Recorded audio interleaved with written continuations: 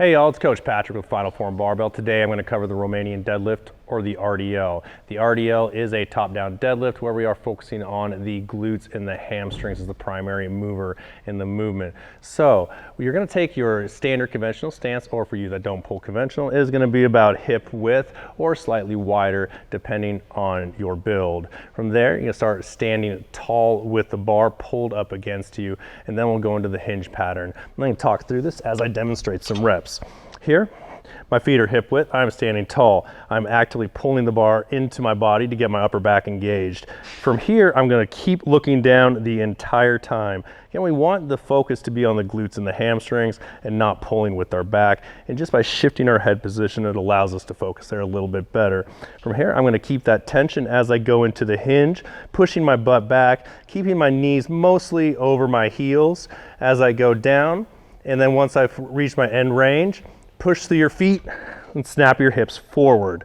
Again, I'm down.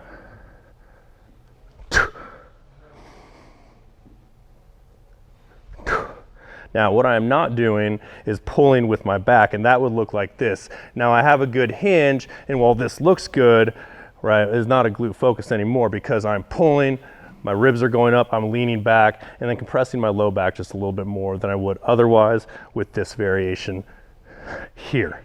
Now, if I'm doing it with dumbbells, you want to hold them mostly out to your sides, like this. And then just aim for the laces in your shoes so they don't drift too far out in front of you. Again, stay looking down the entire time.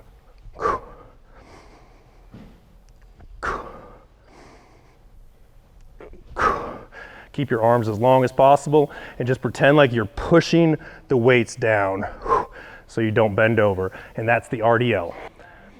And a final note, I did not mention anything about breathing and bracing.